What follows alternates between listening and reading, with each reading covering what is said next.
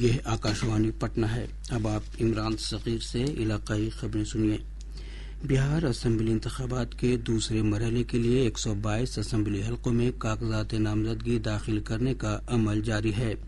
دوسرے مرحلے کے لیے کاغذات نامزدگی داخل کرنے کی کل آخری تاریخ ہے۔ دوسرے مرحلے کے انتخاب میں ریاست کے 20 ضلعوں میں 122 اسمبلی حلقوں میں 11 نومبر کو پولنگ ہوگی۔ دوسرے مرحلے کے لیے 23 اکتوبر تک امیدوار اپنے نام واپس لے سکیں گے۔ ادھر پہلے مرحلے کے لیے 121 اسمبلی حلقوں میں نام واپس لینے کا کل آخری دن ہے۔ بی جے پی اور جنتا دل یو نے انتخابی تشہیر میں اپنے اسٹار پرچارکوں کو لگا دیا ہے۔ دیوالی کے بعد انتخابی تشہیر میں مزید تیزی آنے کا امکان ہے۔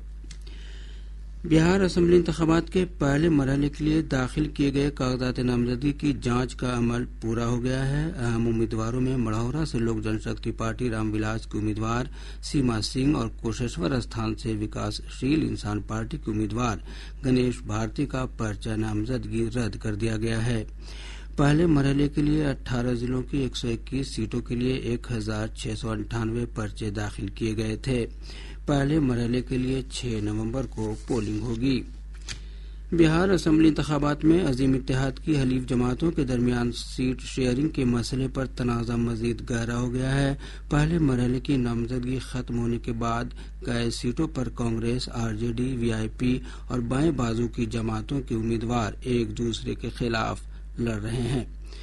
کانگریس پارٹی نے عظیم اتحاد کی انتخاب سے متعلق کوآرڈینیشن کمیٹی کے صدر R J D leader Tejashwi Prasad Yadav سے بحران ختم کرنے کی اپیل کی ہے۔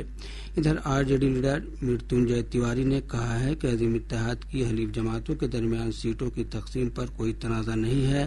انہوں نے کہا کہ عظیم اتحاد کی جماعتوں کے لیڈر اس معاملے کو حل کر لیں گے۔ بی جے پی کے سینئر رہنما اور وزیر اعظم نریندر مودی 24 اکتوبر کو بیگو سرائے اور سمستی پور میں انتخابی جلسوں سے خطاب کریں گے۔ پارٹی کے ریاستی صدر دلیپ جیسوال نے بتایا کہ وزیر اعظم نریندر مودی جن نائک کرپوری ٹھاکر کو خراج عقیدت پیش کریں گے، اس کے بعد جلسہ عام سے خطاب کریں گے۔ ریاست میں پولیس اور مختلف انفورسمنٹ ایجنسیوں کی طرف سے سختی سے جانچ کی جا رہی ہے۔ 6 اکتوبر کو انتخابی ضابط اخلاق نافذ ہونے کے بعد سے اب تک ریاست میں 2 کروڑ 73 لاکھ روپے نقد اور 22 کروڑ سے زیادہ کی شراب ضبط کی گئی۔ وہیں 16 کروڑ 81 لاکھ روپے سے زیادہ کی نشیلی اشیاء اور نشے کے سامان اور 5 کروڑ روپے سے زیادہ کے قیمتی دھات بھی ضبط کیے گئے۔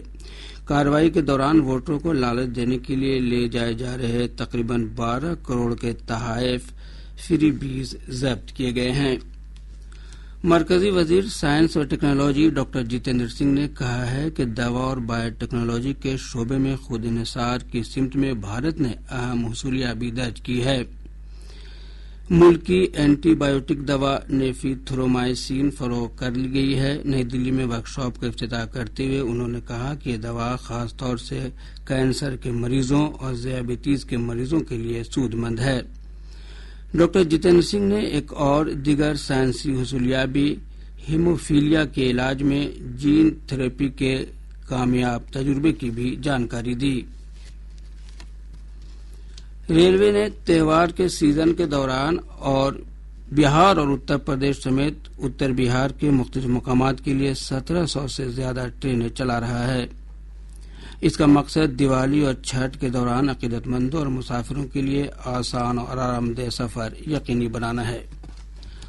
ریاست کے موسم میں دھیرے دھیرے تبدیلی آ رہی ہے۔ موسم سائنس سینٹر کے مطابق اگلے ہفتے میں ٹھنڈ میں مزید اضافے کا امکان ہے۔ لا نینا طوفان کے سبب اس سال ٹھنڈے کے موسم میں زیادہ تیزی آئے گی۔